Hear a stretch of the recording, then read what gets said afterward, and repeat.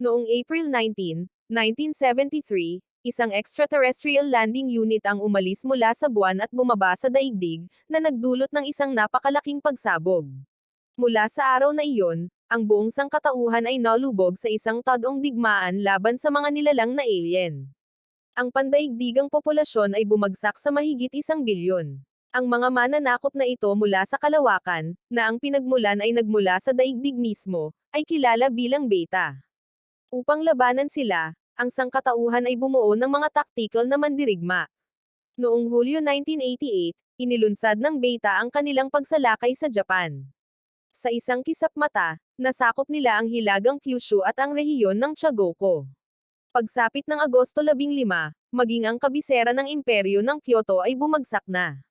Ang mga linya sa harap ay lumipat pasilangan sa kabila ng Japan. Noong Setyembre 15, nakatanggap si First Lieutenant Kim Aki ng mga utos na magulat sa Sodto Island, Japan, para sa isang bagong misyon.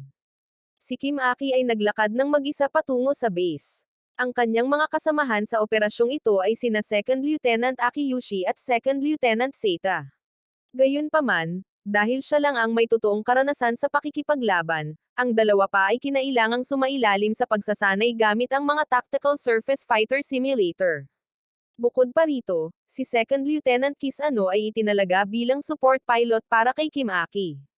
Nagpalit si Kim Aki ng kanyang uniforme, at nang mapunta ang kanyang mga mata sa isang litrato niya kasama ang kanyang mga dating kaibigan, tumulo ang luha sa kanyang mga mata. Sa ilalim ng utos ng pinuno ng squad na si Miyako, sinamahan ni Kisano si Kim Aki sa isang paglilibot sa base. Habang naglalakad sila, ipinaalam niya sa kanya ang sitwasyon doon. Ang Sato ay nagsilbing kritikal na linya ng depensa sa dagat para sa Japan at napalakas na ng maaga. Ang Niagara ngayon ay direktang nasa daanan ng pagsulong ng Beta. Isang kumpanya ng mga nakadeploy na tactical surface fighter ang ipinadala para sa suporta. Ang dalawang plate na naiwan ay nawalan din ng malaking bilang ng mga tropa dahil sa ipinadalang unit. Kaya naman kinailangang punan ng base ang mga puwang ng mga bagong recruit na nagsasanay pa rin. Si Kisano mismo ay dumating lamang mula sa Yokohama 1 linggo na ang nakalipas. Kung sakaling bumagsak ang Niagara at mapunta sa kamay ng Beta ang mga bulubunduking rehiyon tulad ng Gunma at Nagano, ang buong lugar ng Kanto ay nasa loob ng saklaw ng laser class. Kapag nangyari iyon, ang Yokohama at Tokyo ay parehong nasa malubhang panganib at kailangan nilang pigilan iyon anuman ang mangyari. Gayunpaman, sa dating unit ni Kim Aki, kalahati ng kanyang mga kasama ay hindi na bumalik mula sa kanilang unang pagsalakay. Naunawaan ito ng husto ni Kisano. Gayunpaman, nanatili siyang matatag sa pagtatanggol sa kanyang tinubuang bayan. Bagamat naglabas ng mandatory evacuation order, maraming tao ang tumangging umalis sa lugar kung saan sila lumaki. Bukod dito, ito ang lugar kung saan babalik ang kanilang mga yumaong mahal sa buhay. Kaya, marami sa kanila ang ganap na tumanggi sa evacuation. Noong Setyembre 24, nasira ang linya ng depensa ng Itogawa. Inutusan ng commander ng base ng Sodto na si Misaki ang kanyang mga nasasakupan na tipunin ang Tactical Surface Fighter Pluton mula sa mga depensibong kalakasan para sa reinforcement. Sa sandaling iyon, naglabas ng babala ang surveillance system sa Sodto Strait. Nagpadala rin ng senyales ang base ng Shabat na nag-uulat na kalahating kawan ng Beta ang lumubog sa tubig sa Sakata, na tinatayang aabot sa Sodto kinabukasan ng umaga. Agad na idineklara ni Misaki ang Emergency Condition 3 at mabilis na tinipon ang lahat ng unit na nakadestino sa mga malalakas na lugar at umalangaw ang mga sirena ng alarma sa buong base. Pinasabog na ang mga minahan sa malalalim na tubig upang mapabagal ang pagsulong ng kalaban, ngunit ang napakaraming kalaban ay patuloy na sumusulong ng walang humpay. Ang Beta Vanguard, isang brigadized swarm, ay nakapasok na sa unang perimeter. Kinumpirma ng pangalawang fleet na Shinano ng Imperial Navy, na kasalukuyang nagpapatrolya, ang unang target sa isang lokasyon 30 kilometro timog kanluran ng Mono Bay. Ang mga minahan ay nakatulong sa kanila na puksain ang unang bug zone ng Beta. Ang artilleria at lahat ng tactical surface fighter pluton ay handa ng ilunsad. Ang bilis ng pagsulong ng Beta ay hindi nagpakita ng senyales ng pagbagal, at nalagpasan na nila ang pangalawang perimeter. Lahat ay nagmadali upang maghanda para sa labanan at lahat ng artilleria ay nakatutok sa mga itinalagang target at nagsimula ng koordinadong pag-atake. Bawat kaluluwa roon ay determinado na ipagtanggol ang SADTO at sunod-sunod na bug zone ng Beta ang Nalipol. Gayunpaman, patuloy silang sumusulong ng walang humpay. Ang mga tactical surface fighter ng Pluton A at Pluton B ay nagpalitan sa pag-aayos upang linisin ang destroyer class. Matagumpay nilang nalinas ang lugar sa paligid ng defensive wall. Bagamat ang estratehiyang ito ay nagbigay daan sa kanila na pamahalaan sa ngayon, wala nang natitirang reserve ang tactical surface fighter units. Samantala, ang mga reinforcement ay nakaangkle pa rin sa pampang ng Yamagata. Sa sandaling iyon, natukoy ng base ang isang bagong uri ng beta na nagpapakita sa .56, kung saan nakikipaglaban ang Pluton B. Nawalan ng signal ang ilang tactical surface fighter at kinailangang sumugod agad ang Pluton A para tulungan sila. Dahil nasira ang acoustic sensor system sa unang pag-atake at hindi na maibalik sa tamang oras, nabigo silang matukoy ang 4th class. Patuloy na lumalaki ang bilang ng beta, ngunit dahil sa matinding labanan sa mainland, walang reinforcement na may padala rito. Walang anumang tugon ang mga Amerikano at natakot si Misaki na kapag nai-deploy na ng kalaban ang laser class, matatapos na ang lahat. Umatras ang Pluton B at gamit ang kanyang karanasan sa pakikipaglaban, ginabayan ni Kimaki ang buong Pluton na magpaputok ng 100 na bala sa mga joint ng 4th class beta. Dahil sa pamumuno ni Kimaki, matagumpay nilang napabagsak ang isang 4th class. Ngunit sa likod nito, marami pang 4th class ang sumusulong. Muntik nang matamaan ni Kimaki nang itulak siya ni Kisano palayo sa daan at nagawang mapaputukan ang 4th class. Ngunit sa paggawa nito, nadurog siya sa ilalim nito. Papalapit na ang ikapitong alo ng beta, na umaabot sa 12,000. Wala nang natitirang tactical surface fighters ang Pluton B na kayang magpaputok. Lahat ng sibilyan ay inilipat na sa mga silungan at narating na rin ng beta ang depensibong pader. Buhay pa si Kisano, ngunit hindi na niya makontakt ang labas, at ang likido ng beta ay tumatagas, kinakalawang ang kanyang katawan. Nasira na ang depensibong pader at bumuhos ang beta sa loob ng napakaraming tao. Patuloy na lumaban ang Pluton A gamit ang lahat ng mayroon sila. Nakarating na ang laser class sa loob at kinailangang magsagawa ng mga iwas na maniobra ang lahat ng puwersa. Mas maraming laser class ang sumusulong mula sa baybayin at dahil sa natitirang lakas ng labanan, halos hindi sila mapigilan ng sangkatauhan. Sinira ng beta ang mga pader ng silungan, at ang mga tao sa loob ay walang paraan upang labanan ang kanilang pagsalakay. Ang mga alo ng pag-atake ay hindi pa rin nagpapakita ng senyales ng paghinto. Inutusan ni Admiral Okasawa ang mga barkong pandigma na tumigil sa pagpapaputok dahil nakapasok na ang beta sa urban area, at hindi na sila kayang tapusin ng kanilang fleet. Si Kimaki ay inatas ang makipagtulungan sa mga nakaligtas sa Pluton B upang samahan ang mga sibilyan patungo sa daungan ng Reiatsu para sa paglikas. Sa command room, naiwan si Misaki at ang kanyang kasamahan. Natuklasan ni Kimaki na isa na lamang batang babae ang nakaligtas sa loob ng shelter. Umalis ang rescue convoy mula sa base at nilabanan ni Kimaki ang beta upang matiyak ang kanilang ligtas na paglalakbay. Nagbigay din ng proteksyon ang mga fleet ng hukbong pandagat sa laot upang maakay niya ang iba papatungo sa kaligtasan. Sa daungan, mabilis na sumakay ang mga sibilyan sa mga sasakyang pangtransportasyon bago dumating ang susunod na alo ng beta. Balak ni Kimaki na bumalik sa base upang magbigay ng suporta kapag nakumpirma niyang nakasakay na ang lahat ng sibilyan, ngunit pinigilan siya ni Miyako. Inutusan ni Miyako si Kimaki na harapin ang kalunos-lunos na katotohanang ito at magpatuloy sa pamumuhay. Humagulgol si Kimaki at tumangging tanggapin ang utos. Kaya tinanggal siya ni Miyako sa tungkulin, dahilan para hindi na lumaban pa ang kanyang tactical surface fighter.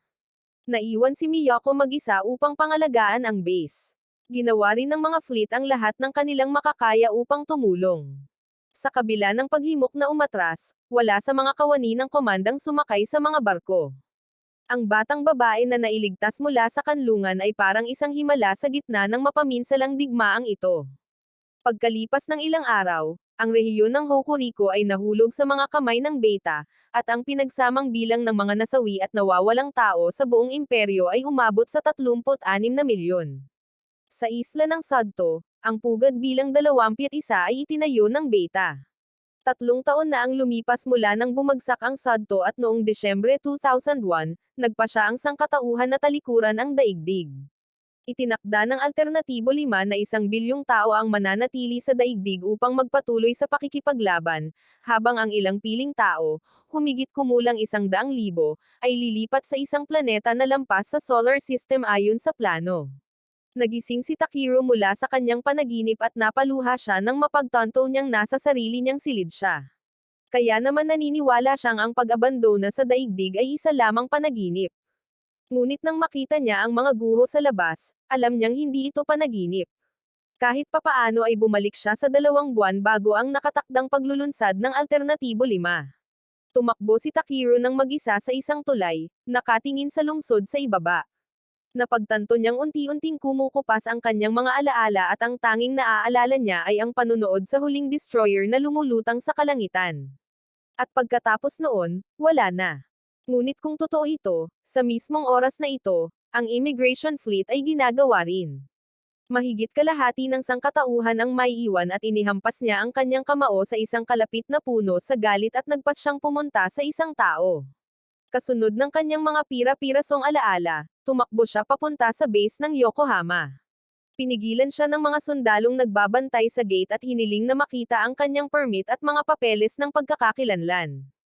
Nangyari ang lahat tulad ng naalala ni Takiro, at wala siyang anumang dokumentong iyon. Gayunpaman, iginiit niya na hayaan siyang makita si Propesor Yuyoki. Kinontak ng mga gwardya si Yuyoki para sa kanyang opinyon pero sa kasamaang palad, wala siyang maalala tungkol sa kanya. Kahit na tinanggihan, matigas ang ulo ni Takiro na umalis. Dahil sa kanyang katigasan ng ulo, walang nagawa ang mga gwardya kundi ang puwersahan siyang pigilan. Nag-alala si Takiro na kung magpapatuloy ito, baka mapunta siya sa isang selda. Pinabagsak niya ang isa sa mga gwardya at sumigaw na matatalo sila sa digmaan. Nakuha nito ang atensyon ni Yuyoki at dinala siya rito. Gayunpaman, wala pa rin siyang maalala na naturuan niya ito. Upang mabilis na makuha ang tiwala nito, binanggit niya ang kanyang pananaliksik at Alternatibo 5. Kumilos ang mga gwardya upang ilayo siya, ngunit humarang si Yuyoki at pinigilan sila. Nakahinga ng maluwag si Takiro, iniisip na makakausap na niya ito sa wakas. Sa halip, inilagay niya ito sa isang makina at isinailalim sa proseso ng dekontaminasyon. Nang makumplito ang proseso, dinala ni Yuyoki si Takiro sa kanyang opisina. Gusto niyang malaman kung saan niya narinig ang tungkol sa alternatibong plano. Matapat na sumagot si Takiro na ang unang pagkakataon na narinig niya ang terminong iyon ay noong gabi ng Disyembre 24 mula mismo kay Yuyoki. Ikinwento rin niya sa kanya kung paano siya naglakbay pabalik sa nakaraan. Nais ni Yuyoki na ikwento pa niya sa kanya ang tungkol sa kanyang kwento at wala siyang itinago at ikinwento ang lahat. Si Takiro ay nagmula sa isang mundong walang beta, kung saan siya ay isang ordinaryong estudyante lamang. Isang umaga, nagising siya at natagpuan ang kanyang sarili sa mundong ito. Nang pumasok siya sa paaralan, natagpuan niya ang isang base militar sa lugar nito. At ang mga taong kilala niya noon ay namumuhay ng magkaiba. Kapwa nila na pagpasyahan na si Takiro ay maaaring nagmula sa isang magkaparehong mundo. Ang dalawang mundo ay may hindi mabilang na pagkakaiba, ang pinakamahalaga ay ang beta. Sa mundong ito, ang digmaan laban sa beta ay nagpatuloy sa loob ng 30 taon, at ang sangkatauhan ay nasa bingit ng pagkalipol. Bagamat nawalan ng tirahan, si Takiro ay naging isang kadit ng militar at ginawa ang kanyang makakaya upang iligtas ang mundong ito. Gayunpaman, noong Disyembre 24, inilunsad ang Alternatibo 5, at ang awtoridad sa pamumuno ay inilipat sa isang bagong punong himpilan. Nasakop din ang base ng Yokohama at noong panahong iyon, bago pa man malaman ni Takiro kung ano ang kaakibat ng alternatibong plano, nailunsad na ang pangwakas na destroyer. Dahil sa napakaikling panahon, hinimok ni Takiro si Yuyoki na maghanap ng paraan upang paliitin ang 15 bilyong semiconductor parallel processing units hanggang sa kasing laki ng isang palad. Ang layunin ni Takiro ay kanselahin ang paglulunsad ng Alternatibo 5 at talunin ang beta. Ngunit pinaghihinalaan ni Yuyoki na si Takiro ay isang especially iya para sa anti-alternative faction.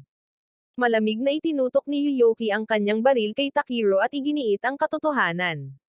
Ngunit alam ni Takeru na ang pagkakaroon lamang ng mahigit 100,000 katao na tumatakas patungo sa kalawakan, habang ang mga naiwan ay naghihintay ng pagkalipol ay hindi ang tunay na gusto ni Yoyoki. Alam din niya kung paano niya nilunod ang kanyang mga kalungkutan sa alak at iniyakan ang kanyang sariling kawalan ng kapangyarihan. Sinigawan niya ito na kumilos na parang isang henyo at gawin ng maayos ang kanyang trabaho. Hindi niya maintindihan kung bakit siya mismo ay nagsimulang umiyak na parang may nawalan siyang napakahalagang bagay. Matapos marinig ang sinabi ni Takeru, napagtanto ni Yoyoki na pareho sila ng layunin at ibinaba ang kanyang baril. Bagamat hindi pa rin niya lubos na pinagkakatiwalaan si Yoyoki, binigyan siya ni Yoyoki ng access pass, na nagpapahayag ng kanyang kahilingan na sumali siya sa Training Squad 207 nanograms Honor Guard. Natapos na ni Yoyoki ang mga proseso ng pagpapatala, at magsisimula na siyang magsanay kinabukasan. Sa Oktubre 23, sasailalim si Takeru sa pagsasanay upang pilotohin ang isang tactical surface fighter at labanan ang beta. Doon niya nakilala si Mitsurugi at mabilis na binuo ang Squad B ng Training Squad 207. Agad na ipinakilala ni Instructor Morima si Takeru sa grupo. Ang squad ay binubuo ng 4 na babaeng miyembro, kung saan si Sokaki ang nagsisilbing pinuno ng squad. Ang iba pang mga miyembro ay sina Mitsurugi, Amy, at Mikaela. Naroon din si Myakuto, na kasalukuyang nasa ospital. Nagsimula na ang opisyal na programa ng pagsasanay. Inutusan si Takeru na maghanda ng buo at simulan ang marcha. Kahit habang nagsasanay, patuloy na iniisip ni Takeru kung paano magtatagumpay ang alternatibo 4. Kaya nang tawagin siya ni Morima para sumagot, nabigla siya ng husto. Sa kabila nito, nagawa niyang magbigay ng mahusay na tugon at ang kanyang sagot ay nagdulot ng pagkamangha sa lahat ng kanyang mga kasamahan. Pagkatapos ng klase, nagtipon ang lahat upang mag-usap. Malapit na ang isang komprehensibong pagsusuri ng teknik sa pakikipaglaban, at ang pagpasa dito ay magbibigay sa kanila ng pagkakataong magsanay kasama ang mga aktwal na tactical surface fighter. Kaya ang pagkabigo ay talagang hindi isang opsyon. Bawat isa sa kanila ay nag-alab sa determinasyon, at pinagtibay din ni Takeru ang kanyang sarili upang makumplito ang pagsasanay at maging miyembro ng Honor Guard sa lalong madaling panahon upang makuha ang tiwala ni Yoyoki at suportahan ang plano nito. Bagamat hindi niya lubos na nauunawaan kung ano ang kaakibat ng alternatibo 4, gusto pa rin niyang magtagumpay ito upang maiwasan ang paglulunsad ng alternatibo 5. Nang una siyang dumating sa mundong ito, ang tanging nais ni Takeru ay iwanan ang maling mundong ito at bumalik sa kanyang sarili. Ngunit bago pa man niya mamalayan, nagbago na ang kanyang puso, at natagpuan niya ang kanyang sarili na gustong lumaban gamit ang lahat ng mayroon siya upang protektahan ang mundong ito. Bagamat hindi ito direktang sinabi ni Yoyoki, umaasa rin siyang magiging mahalagang tao ito na makakatulong sa kanya. Habang pabalik, hindi maalis sa isip ni Takeru ang tanong ni Yoyoki. Nang gabing iyon, nakasalubong ni Takeru si Mitsurugi sa training grounds. Tuwing gabi, nagsasanay siya rito para maging miyembro siya ng Honor Guard sa lalong madaling panahon at makatayo sa larangan ng digmaan upang protektahan ang planetang ito at ang mga tao rito. Sa kanyang dating mundo, itinuro ni Mitsurugi kay Takeru kung ano talaga ang ibig sabihin ng pagkakaroon ng sariling bayan. At ngayon, sa pagbabalik niya sa mundong ito, ang gustong protektahan ni Takeru ay ang mundong ito at ang lahat ng sangkatauhan dito. Tahimik silang naupo, nakatitig sa kalangitan sa gabi. Sa panahon ng Operasyon Laugh-Icer ng sangkatauhan, isang pugad ng beta ang hindi inaasahang sumabog. Bumaba ang pinuno ng Bravo upang mag-imbestiga. Sa gitna ng kuweba, nakita nila ang tila maliliit na haligi na diretsyong umaabot mula sa lupa hanggang sa kisame, kasama ang isang transparent na bahagi sa kaibuturan. Nang i-zoom in ng pinuno ng Bravo ang pinakamalawak na magnification para sa mas malapitang pagtingin, natuklasan nila na ito ay utak ng tao. Noong Oktubre 24, nagsasanay si Takeru sa pag-assemble ng baril, at ang kanyang oras ng pagkumpleto ay nalampasan ang dating record ni Amy. Ito ang nagudyok sa lahat na magsanay pa ng mas mabuti. Sinabi ni Takeru sa grupo na mayroon siyang isang bagay na kailangan niyang protektahan anuman ang mangyari, kaya naman isinuko niya ang kanyang exemption sa serbisyo militar upang pumunta rito upang talunin ang beta. Ito ay talagang mahalaga para sa mga taong may matibay na kalooban at matinding determinasyon na magsama-sama at magsanib puwersa. Iyon mismo ang itinuro ng lahat kay Takiro at nagpasya silang ibigay ang kanilang lahat upang makumplito ang kanilang pagsasanay. Ginamit ni Takiro ang pass na ibinigay sa kanya upang bisitahin si Kasumi. Sa sandaling makita niya si Kasumi, tumakbo si Kasumi at nagtago sa likod ng isang cabinet, nahihiyang tumingin sa kanya. Dahan-daang lumapit si Takiro at binati siya. Nagkamayan sila bilang paggunita sa kanilang unang pagkikita. Pagkatapos, pumunta sina Takiro at Kasumi sa opisina ni Yuyoki. Tumakbo si Kasumi at bumulong kay Yuyoki, na pumukaw sa kuryusidad ni Takiro. Tinanong ni Takiro si Yuyoki tungkol sa pagkawala ni Somika. Nag-imbestiga si Yuyoki at natuklasan na wala si Somika sa mundong ito. Gayunpaman, naramdaman ni Takiro ang presensya ni Somika sa pamamagitan ni Kasumi, dahil ang tanging taong tumawag sa kanya ng Takiro-chan ay si Somika. Isiniwalat ni Yuyoki na si Kasumi ay isa sa mga pangunahing elemento ng Alternatibo 4. At ang bagay na parang utak na nakapaloob sa silindrong haligi na kanilang natagpuan ay ipinaraise kay Kasumi. Ayon kay Yuyoki, ang Alternatibo 4 ay isang plano upang magkaroon ng isang taong magbibigay ng mga pangarap at pag-asa sa sangkatauhan. Ang taong iyon ay si Kasumi, bagamat nagtitiwala siya kay Takiro, hindi na maaaring ibunyag pa ni Yuyoki ang tungkol sa plano. Kinabukasan, umulan ng malakas, ngunit kailangan pa rin nilang magsanay gaya ng dati. Ang lahat ay nangyari ng eksakto tulad ng naalala ni Takiro. Simula nang dumating sa mundong ito, malaki ang ipinagbago ng kalagayan ni Takiro. Napagpasyahan ni Yuyoki na hindi mahalaga kung mayroon mang mga alaala si Takiro tungkol sa hinaharap ng mundong ito. Mayroong higit sa isang landas patungo sa layunin at ang mga hindi gaanong mahalagang pagkakaiba ay walang tunay na epekto. Ang tunay na gustong malaman ni Yuyoki ay kung bakit, sa gitna ng hindi mabilang na paralel na mundo, si Takiro ay bumalik sa isang halos kapareho niya. Iisa lamang ang posibleng paliwanag, ang labis na pagnanais ni Takiro. Kung tama ang hipotesis na ito, dahil si Takiro ay tumawid sa ibang mundo, maaaring magpakita ang mga komplikasyon na nagbanta sa buhay ni Takiro at ng mga konektado sa kanya. Sa makatuwid, kinailangan niyang makipagtulungan sa iba upang makamit ang kanilang layunin sa mundong ito. Ang mga kasamahan ni Takiro ay puno ng sigasig, sabik na makapasa sa komprehensibong pagsusuri ng mga kasanayan sa pakikipaglaban at makamit ang karapatang magmaneho ng mga tactical surface fighter. Habang naglalakad si Takiro sa koridor, biglang bumangga si Miyako sa kanya, na nagpatambo sa kanilang dalawa. Nobyembre 1 na ang petsa, at mahigit isang buwan na lang ang natitira bago ilunsad ang Alternatibo 5. Pagkalipas ng isang linggo, na parang may biglang naalala, nagmadaling magulat si Takiro kay Yuyoki. Maglulunsad ang beta ng isang amphibious assault sa mainland mula sa isla ng Sodto.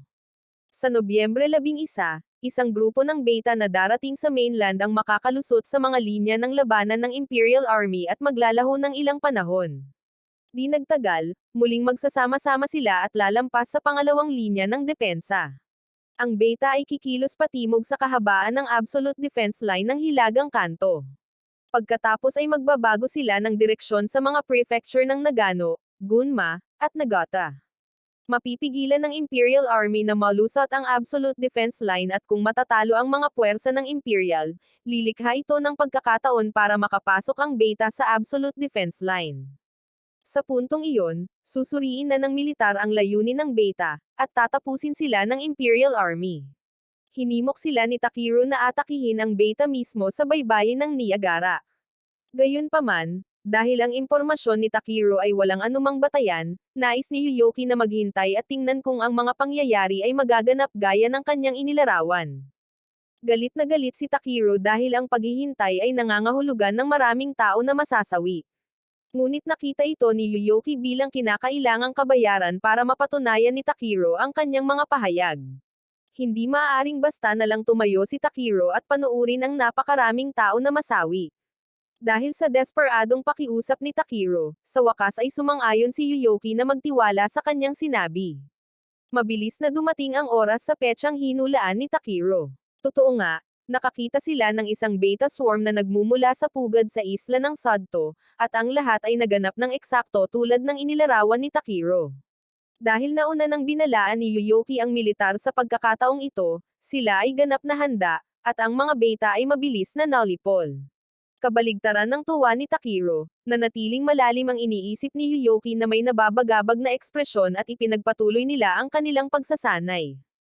Pagkatapos ng pangyayaring ito, mas naging determinado si Takiro na baguhin ang takbo ng kasaysayan at gawing matagumpay ang Alternatibo 4. Bilang gantimpala sa kanilang pagsusumikap, binigyan sila ni Morima ng isang linggong pahinga sa isang isla sa timog. Gayunpaman, pagdating nila, sinalubong sila ng mga pagsasanay na hindi madali. Bagamat alam na ni Takiro ang mangyayari, kinailangan pa rin niya ang lahat ng kanyang makakaya upang malampasan ang mga hamon kasama ang kanyang mga kasamahan sa squad at makarating sa rally point. Matagumpay nilang naipasa ang round na ito ng mga evaluation exercises. Labis na natuwa ang lahat, dahil nakamit na nila ang kwalifikasyon para mag-pilot ng mga tactical surface fighter. Lalong lumakas ang paniniwala ni Takiro na sama-sama nilang mababago ang mundo. Ang mga miyembro ng Squad 207 ay nasiyahan sa isang pambihirang bahagi ng mapayapang mga araw, na magkakasamang nagpapahinga sa tabi ng dalampasigan bago dumating ang Unos. Noong Nobyembre 23, sinimulan ng Squad 207 ang combat training sa mga tactical surface fighter. Natapos ni Takiro ang movement pattern drill sa loob lamang ng isang araw, na nagpahinala kay Morima tungkol sa kanyang pahayag na wala siyang dating karanasan sa pagpipiloto ng isang tactical surface fighter. Ayon sa mga tala, ang pinakamabilis na nakumpleto ng sinumang kadit ang drill na ito ay 5 araw. Matapang na iminungkahi ni Takiro na ibahagi ni Morima ang kanyang mga operational log sa lahat para sa sanggunian. Nauna nang ginawa ni Yuyoki ang parehong panukala at batay sa mungkahi ni Yuyoki, ang kasalukuyang kurikulum ng pagsasanay ay binabago ng malaki. Mula ngayon hanggang sa pagtatapos ng Squad 207, bibigyan sila ng prioridad na access sa mga simulator. Binigyan din sila ng mga espesyal na training machine upang maging pamilyar. Tuwang-tuwa si Takiro nang makita ang mga fubuki na nakatalaga sa panahong ito, na nagpatunay na pinaikli ang timeline. Binigyan ni Takiro si Kasumi ng isang seashell at ipinakita sa kanya kung paano ito ay lapit sa kanyang tainga upang marinig ang tunog ng mga alon sa karagatan. Sa sandaling iyon, biglang nagpakita si Yuyoki, na mukhang labis na hindi nasisiyahan, at sinabihan si Takiro na sumama sa kanya. Kinabukasan, dumating ang Fubuki Tactical Surface Fighter gaya ng inaasahan. Bukod pa rito, naroon din ang Take Kazuchi, isang custom-built na makina na eksklusibong ginawa ng Imperial Royal Guard sa ilalim ng Ministry of the Imperial Household, na partikular na itinalaga para kay Mitsurugi. Doon din dumating si Tsukuyomi, pinangunahan ng isang grupo ng mga attendant na formal na yumuko sa harap ni Mitsurugi. Nakatanggap si Tsukuyomi ng mga utos na ihatid ang gamit na ito kay Mitsurugi. Gayunpaman, tila hindi gaanong nasasabik si Mitsurugi sa espesyal na pagtrato na ito. Hindi maintindihan ni Tsukuyomi kung paano narito ang isang taong dapat sana ay nasawi na tulad ni Takiro. Inakusahan din niya ito ng pamemaki sa database ng militar ng United Nations upang makapasok sa lugar na ito at binalaan pa ni Tsukuyomi si Takiro na lumayo kay Mitsurugi. Pagkabalik, hindi mapigilan ni Takiro ang pag-iisip tungkol sa sinabi ni Tsukuyomi.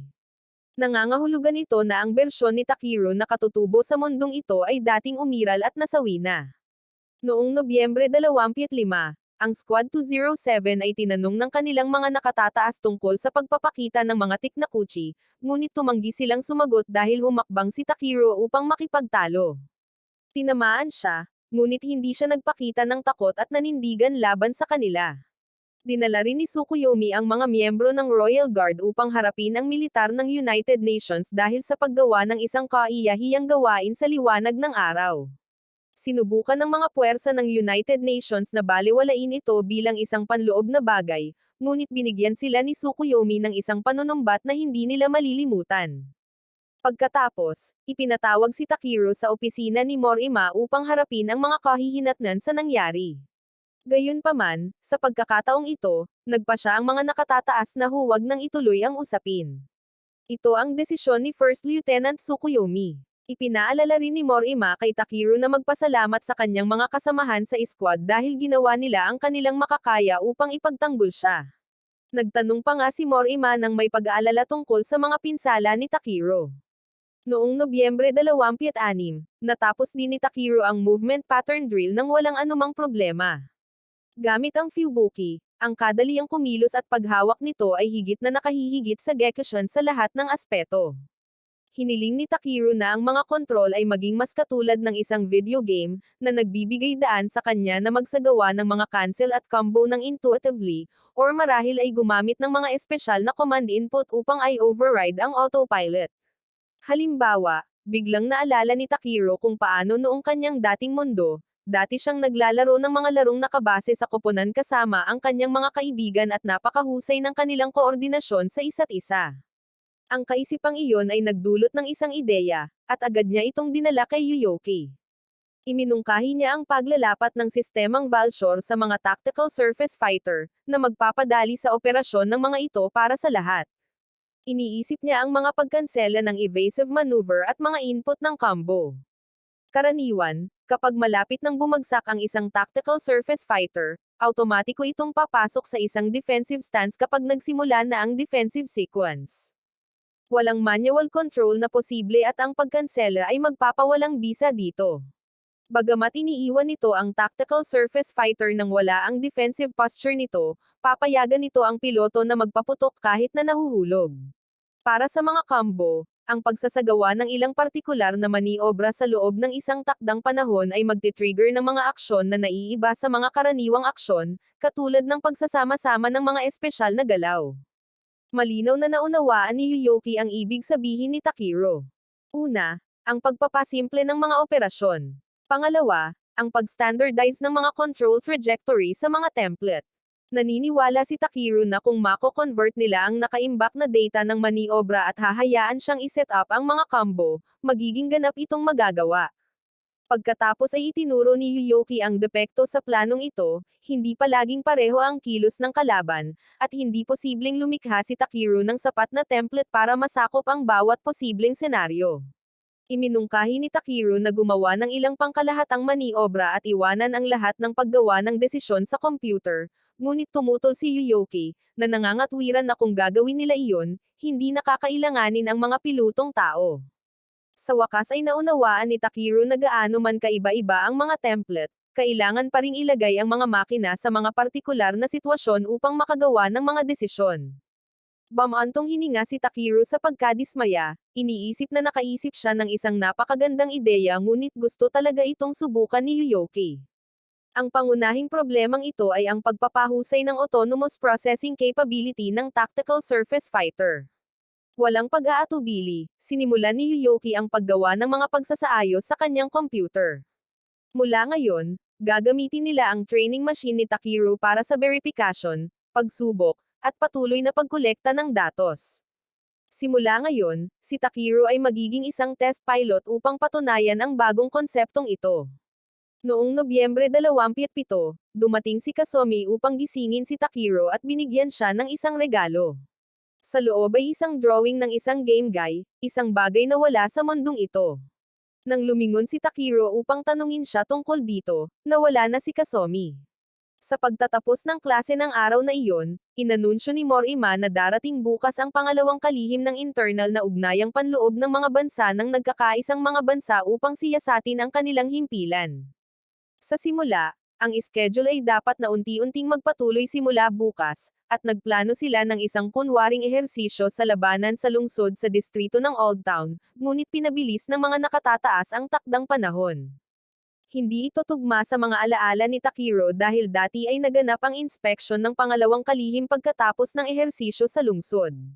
Ang katotohanan na ang pangalawang kalihim ay darating sa himpilan ngayon ay nangangahulugan na ang HSST ay babagsak. Nagmadali si Takeru upang iulat ito kay Yuyoki, ngunit ang kanyang reaksyon ay nakakagulat na walang pakialam. Labis na nababahala si Takeru dahil kahit ang kaunting pagkaantala sa pagtugon ay maaaring magresulta sa pagkawasak ng buong himpilan ng Yokohama. Kamakailan lamang ay bahagyang nagbago ang kasaysayan, ngunit kung ang paparating na kaganapan ay mababago, ang hinaharap ay magbabago ng malaki.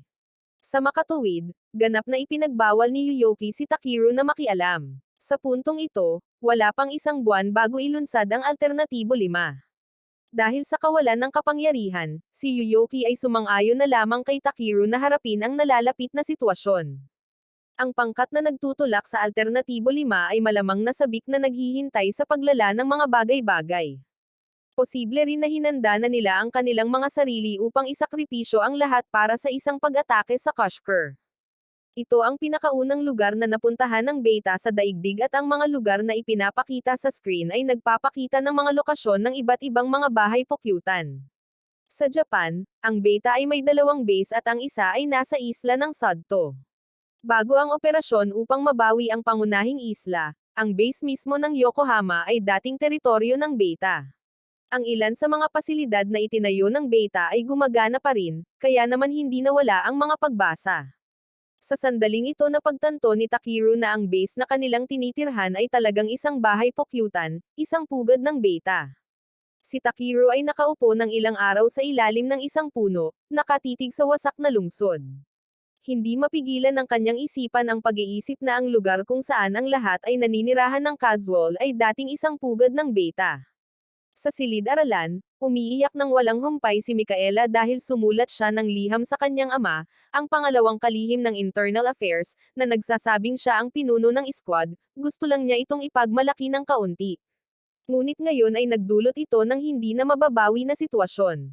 Kaya gumawa sila ng plano para kay Micaela na maging pinuno ng squad sa loob ng isang araw.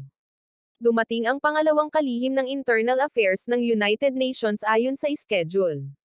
Sinunod ng lahat ang plano at hinayaan si Micaela na maging pinuno ng squad.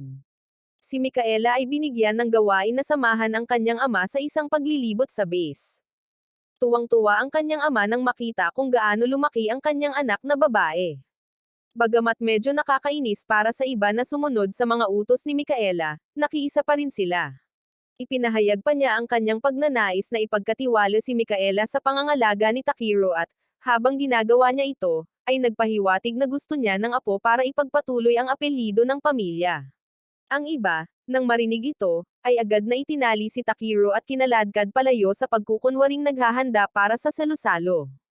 Nang magising si Takeru, madilim na. May mga pasa at pamamaga ang kanyang mukha, at itinapon siya sa banyo at si Kasumi lang ang naglilinis. Malinis na nahawakan ni Yuyoki ang insidente ng HSST. Sa karanasang ito, nalaman ni Takeru na maraming tao sa kanyang squad ang may mga bloodline ng ilang napakakomplikadong mga figure. Ngayon, nagpatuloy sila sa pagkolekta ng datos para sa bagong pananaliksik. Gumawa si Yuyoki ng kaunting pagbabago sa mga setting ng action sequence. Pinanood ng iba pang miyembro ng squad ang proseso ng pananaliksik sa screen. Namangha sila sa mga fluid movement ni Takeru habang pinapaandar ang tactical surface fighter. Nagpa siya si Yuyoki na gamitin ang datos na ito upang lumikha ng test version para sa mock battle. Kinabukasan, nakatulong din si Kasumi sa tagumpay na ito. Kaya, nang makita siya ni Takeru, lumapit siya upang pasalamatan ito. Ngunit nang tanungin niya ito tungkol sa drawing ng game console, hindi ito sumagot at tumakbo palayo. Hinabol ni Takeru si Yuyoki upang hilingin sa kanya na i-install ang bagong OS sa mga makina ni Chizuru at Amy, na magbabawas ng 5 araw na pahinga sa kanilang pagsasanay. Hindi tumutol si Yuyoki dahil itinuring niya itong isang maliit na paglihis lamang mula sa kanyang alternatibo para sa pananaliksik. Ngunit nang humingi ng karagdagang detalye si Takeru tungkol sa pananaliksik na iyon, galit na pinalayas niya ito. Ito ang pangalawang pagkakataon na nakita ni Takeru si Yuyoki ng ganito. Ang una ay sa nakaraang mundo nang nabigo ang Alternatibo 4 at si Yuyoki ay nalugmok sa kawalan ng pag-asa. Galit na winalis ni Yuyoki ang lahat ng mga dokumento mula sa kanyang mesa. Yumuko si Takeru upang pulutin ang mga ito, napagtanto na siya ay masyadong nagmamadali. Pagkatapos ay bigla niyang naalala na sa nakaraang mundo, minarkahan ni Yuyoki ng X ang isang tiyak na formula at pagkatapos ay biglang nagsimulang magsulat ng isang kakaibang equation. Ang mga salitang ito ay parang isang revelasyon para kay Yuyoki. Agad niyang hiniling kay Takeru na alalahanin ang formulang nakita niya, kahit isang piraso lamang. Ngunit nang makita ni Takeru ang formulang iyon, wala siyang ideya kung ano ang ibig sabihin nito. Kaya hindi niya ito matandaan. Sa anumang kaso, dahil si Yuyoki ang orihinal na nag-isip nito, susubukan niya itong muling likhain. Napadpad ang mga iniisip ni Takeru kay Somika. Noon, Nakatayo si Somika na umiiyak sa ilalim ng isang puno, walang katapusang naghihintay kay Santa Claus. Kaya, binigyan siya ni Takeru ng premyong napanalunan niya mula sa isang laro. Tuwang-tuwa si Somika at nang matauhan siya, natagpuan ni Takeru si Kasumi na nakatayo sa tabi ng kanyang kama. Ngunit nang mapansin niyang gising na ito, agad siyang umalis. Maagang-maaga noong Nobyembre 29, pumunta na si Mitsurugi sa gymnasium para magsanay. Nanatili siyang mausisa tungkol sa mga galaw ng tactical surface fighter na nasa ilalim ng kontrol ni Takeru. Nagpuyat si Yuyoki buong gabi at ginagawa ang bagong formula at hindi na niya maalala kung kailan siya huling natulog. Ngayon ang araw ng mock battle at ang mga koponan ay sina Chisaro, Amy, at Takeru laban kina Mitsurugi, Mikaela, at Miyako. Ginampanan ni Yuyoki ang papel ng pagmamasid sa squad ni Chisaro. Napansin ni Morima na medyo nakakalito ang paglahok ni Yuyoki. Nababalisa sina Chisaro at Amy dahil ngayon lang nila nalaman na ang kanilang mga tactical surface fighter ay magpapatakbo ng isang bagong OS. Tiniyak sa kanila ni Takeru na ang mga pangunahing operasyon ay halos kapareho ng dati. May ilang pagdududa pa rin si Amy tungkol sa bisa ng bagong OS. Sa kabilang banda, sabik na inaabangan ni Yuyoki ang kanilang mga gulat na mukha kapag ginamit nila ito. Upang patunayan ang kahusayan ng bagong OS, talagang kailangan nilang manalo sa pagkakataong ito. Kailangang mabilis na umangkop nina Amy at Chisaro sa bagong OS. Inutusan ni Mitsurugi sina Mikaela at Miyako na sundin ang planong kanilang inihanda. Pamuesto si Mikaela sa itinalagang lugar ng pagtatago at hahabulin nina Miyako at Mitsurugi ang kalabang koponan. Nakita sila ni Takeru at nagsagawa ng isang reverse encirclement. Lumapit sina Chisaro at Amy at nakipagtulungan upang pilitin ang mga kalabang tactical surface fighter sa pangunahing kalsada, at nagbigay ng suporta si Takeru mula sa likuran. Inasahan na ni Takeru na si Mikaela ay mag-snipe mula sa malayo. Hinihintay ni Mikaela ang kanyang mga kasamahan sa koponan na itulak ang kalaban papunta sa kanyang firing zone, ngunit ang grupo ni Takeru ay kumilos ng mas liksi kaysa dati, kaya hindi pa rin siya nakapag-shoot ng kahit isang tama. Nang malaman ang estratehiya ng koponan ni Mitsurugi, ginamit ito ni Takeru upang matukoy ang posisyon ni Mikaela nang hindi natitinag. Kinuha ni Takeru ang gawain ng pagsugpo kay Mikaela at ang natitirang dalawa ay iiwan kina Chisaro at Amy. Dahil hindi matukoy ang posisyon ng kalaban, nagsimulang magpanik si Mikaela at nagpaputok ng malakas. Lumikha ito ng pagkakataon para kay Takeru na hampasin at pabagsakin siya salamat sa pinahusay na paggalaw ng bagong OS. Nagtagumpay din si Amy na daijin si Miyako. Ngayon, si Mitsurugi na lamang ang natitira bilang target ng koponan ni Takeru. Kahit alam ni Mitsurugi na ang ibang mga makina ngayon ay may bilis ng reaksyon na kapantay ng kay Takeru, wala siyang ipinakitang bahid ng takot. Naniniwala siya na hanggat mahuhulaan niya ang kanilang mga galaw at aksyon ng maaga, sino man ay maaari pa ring makahanap ng pagkakataong manalo. Nang akala ni Mitsurugi na nasa paningin niya si Chisaro, umiwas si Chisaro gamit ang isang kamanghamanghang pag-iwas. Sinamantala ng ibang miyembro ang pagkakataon para palibutan si Mitsurugi. Dahil hindi nakaiwas, napinsala si Mitsurugi ng husto. Nagwagi ang pangkat ni Chisaro at lubos na nasiyahan si Yuyoki sa resulta. Pagkabalik sa staging area, agad na tinanong ni Mitsurugi si Takeru tungkol sa mga fluid movement ng mga tactical surface fighter. Lumapit si Yuyoki at ipinaliwanag na nag-install siya ng bagong OS sa mga makina ng team ni Chisaro. Kahit si Morima ay walang alam tungkol dito noon pa. Sinamantala ang pagkakataon, papalitan na ngayon ni Yuyoki ang OS sa lahat ng makina ng Squad 207 para makakuha ng mas maraming data sample. Ang Squad 207 ang magiging development team para sa susunod na henerasyon ng tactical surface fighter. Walang balak si Yuyoki na iulat ito sa mga nakatataas dahil konektado ito sa sarili niyang pananaliksik. I-upgrade din niya ang OS sa mga simulator system para makapag-ensayo ang lahat ayon sa gusto nila dahil ang pagbuo ng system ay nakasalalay na ngayon sa Squad 207, at malaki ang inaasahan ni Yuyoki sa kanila. Sa kanyang pagbabalik, nasulyapan ni Takeru si Kasumi na mabilis na dumaan, kaya tumungo siya sa opisina ni Yuyoki para hanapin ito. Ngunit pagpasok niya sa loob, nakasalubong niya ang isang estranghero na alam na ang pangalan niya. Lumapit ang hindi pamilyar na lalaki at kinurot ang pisngi ni Takiro, namangha sa kung gaano kaganda ang pagkakagawa ng imitasyon na ito. Naguguluhan, tinabig ni Takiro ang kanyang kamay. Si Kasumi, natakot sa lalaki, ay humawak sa manggas ni Takiro. Bumukas ang mga ilaw sa silid nang bumalik si Yuyoki, halatang hindi nasisiyahan na pumasok ang lalaki sa kanyang opisina nang walang palem. Kalmadong umupo ang lalaki at nagpakilala bilang si Yuroki mula sa ikalawang diplomatikong dibisyon ng Ministry of Information. Samantala, si Miyako ay nakahiga sa damuhan, binabantayan ang kanyang bitag ng ibon. Maya-maya, nakahuli siya ng ibon. Plano niyang gamitin ito bilang pandagdag sa kanilang pagkain dahil halos hindi sapat ang sintetikong pagkain para sa isang lumalaking katawan na tulad niya. Nagkataon, nakita niya si Amy sa ibaba na nakikipagpalitan ng mga sulat sa isang hindi nakikilalang tao. Ang pagbisita ni Yuroki sa pagkakataong ito ay tungkol sa bagay na XG70. Tila nagiging hindi matatag ang sitwasyon at kamakailan lamang, isang paksayon sa loob ng Imperial Army ang gumagawa ng mga nakakabahalang hakbang. Nagtatag sila ng isang Strategic Research Council. Kung ang mga taong iyon ay mag-uudyok ng gulo, ang Japan ay mahaharap sa kawalan sa larangan ng politika at militar nito. Kapag nangyari iyon, tiyak na kikilos ang isang bansa. Ang mga puwersang kontra-alternatibo at iba pang paksayon sa loob ng United Nations ay hindi uupo ng walang ginagawa. Natural lamang, ang proyektong XG70 at ang plano ni Yuyoki ay masasangkot. Kinuwento ni Yuroki kung paano posible na ang ganitong tumpak na mga utos ng pagpapalakas ay inisyo noong beta landing ilang araw lamang ang nakalilipas. Gusto rin niyang malaman kung bakit nakatayo rito si Takiro, na dapat sanay nasawi na. Humingi ng paliwanag si Yuroki mula kay Takiro. Si Yuyoki, na malinaw na hindi natuwa, ay sinabihan siyang alamin ito ng mag-isa. Dahil alam niyang hindi niya makukuha ang impormasyong kailangan niya mula sa sino man dito, umalis si Yuroki. Nang gabing iyon, si Takiro ay nagpagulong-gulong, hindi makatulog. Sa nakaraang mundo, tiyak na hindi niya nakilala si Yuroki. Maaari kayang nagbago na ang kasaysayan. Ang kanyang mga iniisip ay walang patutunguhan hanggang sa siya ay nakatulog ng hindi namamalayan.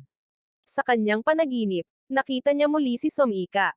Ikinuwento ni Takiro kay Yuyoki ang tungkol sa paulit-ulit niyang panaginip kay Somika, at pumayag itong tulungan siyang mag-imbestiga. Pinaandar ni Kasumi ang isang makina, at sinimulan nilang subaybayan si Takiro habang natutulog ito. Muli, napanaginipan niya si Somika. Ipinakita ng pagsusuri ni Yuyoki na sa ilang mga punto habang natutulog si Takiro, ang kanyang mga brainwave ay tuluyang naglalaho habang nananatili ang mahahalagang tugon ng kanyang katawan. Ang tanging posibleng paliwanag ay sa mga sandaling nag-aalangan ang kamalayan ni Takiro, lumilipat siya sa pagitan ng mga mundo. Ang sanhi ay malamang na isang pagkagambala sa balanse sa pagitan ng dalawang mundo sa pamamagitan ng kanyang sariling kamalayan sa sarili at sa pamamagitan ng pagkilala ng mga nakapaligid sa kanya. Itinapat ni Takiro ang kanyang sarili sa mundong ito. Ngunit sa orihinal na mundo, dahil umalis ang elementong kilala bilang Takiro, nawala ang katatagan. Sa makatuwid, hinihila pabalik ng orihinal na mundo si Takiro tuwing humihina ang kanyang kamalayan. Kung titindi ang kanyang pagnanais na bumalik sa orihinal na mundo, ang kanyang kamalayan doon ay babangon sa ibabaw at papalit sa kanyang kamalayan sa mundong ito. Sa kasong iyon, ang pagbabalik sa orihinal na mundo ay magiging napakadali. Sandaling naisip ni Takiro ang mapayapang mundong tunay niyang kinabibilangan, ngunit may mga bagay pa rin siyang kailangan gawin sa mundong ito.